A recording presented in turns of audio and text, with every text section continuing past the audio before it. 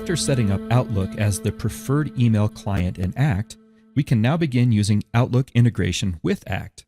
In this video, I want to show you some of the benefits of this integration, and we'll also explore the ACT sidebar for Outlook to see its features.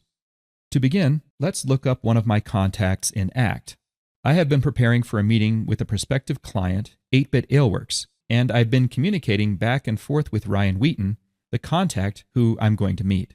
Now, since I've already integrated ACT with Outlook, all of my interactions with Ryan will create history records in ACT. In the lookup panel, I'm going to make sure that contact is selected from the dropdown, and I'll just search for Ryan. From here, I'll click his name to go to his detail view, and all I have to do is click his email address to compose a new message to him. In the subject line, I'll just put presentation next Friday, and then I'll type a quick message to confirm that there's a room and a projector available for next week's presentation. Now when I click the send button, this will send that email through Outlook. If I look at the history tab for Ryan's record again, I can see that ACT created a history record for the email that I just sent. Let's look at Outlook now to see some other ways to use this integration with ACT. In the header bar, you may have noticed that we have a new ACT tab at the top. This is what we installed with Outlook integration. Also, along the right side of the screen, you can see the ACT sidebar for Outlook that comes with this integration. The ACT tab consists of several sections on its ribbon: Active Database Settings, Address Book, Attach, Create, and Settings. I want to start with the Settings area and specifically the Change Preferences button. There are two types of preferences here: Auto Attach and Quick Attach. Auto Attach will attempt to automatically create history records in ACT whenever you send mails to or receive mails from contacts in your ACT database. So here, you just need to decide what type of history gets created when you send and receive emails. I'm going to choose Email as Attachment for both. You can also check this box to receive an alert anytime you email somebody who is not in your ACT database. This will lead you down a path where you can then create a new contact record for them. If you don't want your emails to create public history records in ACT, check these boxes to mark incoming and outgoing emails as private in ACT. By checking these boxes, only you will be able to view those histories. Finally, if you accept a meeting invite in Outlook, you can tell ACT to automatically create an activity to reflect that new meeting. If you don't want ACT to automatically create history records for every email to and from your ACT contacts, then you may opt to use the Quick Attach feature instead. The Quick Attach button at the top lets you manually attach emails that you receive as history records to ACT contacts who are associated with the email.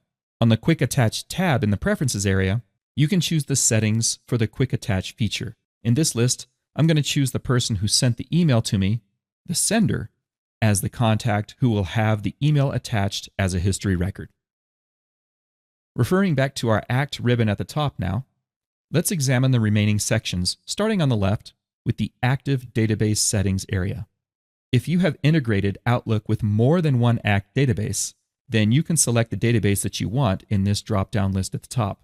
If you only have one database, then you're already set. There's no need to ever change this setting. The Address Book displays your ACT contacts here within Outlook. You can search for contacts by email, name, company, or group. Then select one of your contacts and click the View Details button on the right to display the contact record in the ACT sidebar.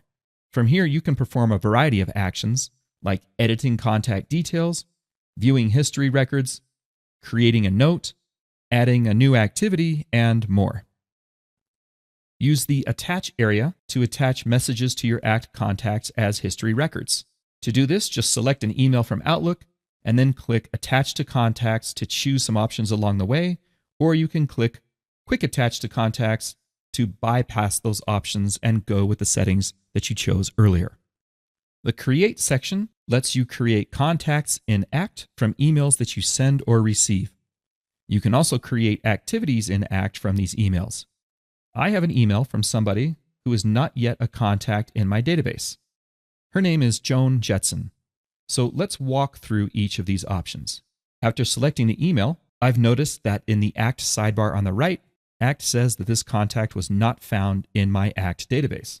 So I can either click this Yes Add Now button, or I can click the Create Contact button in the ACT ribbon at the top. From here, I should walk through these fields and then save the contact record by clicking Create Contact. You should see a verification message in the lower right corner, just letting you know that the contact has been created. Now notice in the email that Joan would like to speak to me regarding some items that we have on hand that she'd like to purchase. This lets me know that I should create a call activity so that I can follow up with Joan. To do this, I'm just going to click the Create Activity button, and from here I can follow through to create this call activity next Friday. When I click the Add Activity button, ACT will create this activity in my database. I want to go back to ACT now just to make sure that the new contact and call activity have been created. I'm going to look up Joan in the quick lookup area, and I can see that this contact has been created. If I go to the detail view and click the Activities tab, I can also see that my call activity has been scheduled for Friday. And so just as easy as that, I can create new contacts, schedule activities, and attach emails as history records to my ACT contacts through Outlook integration.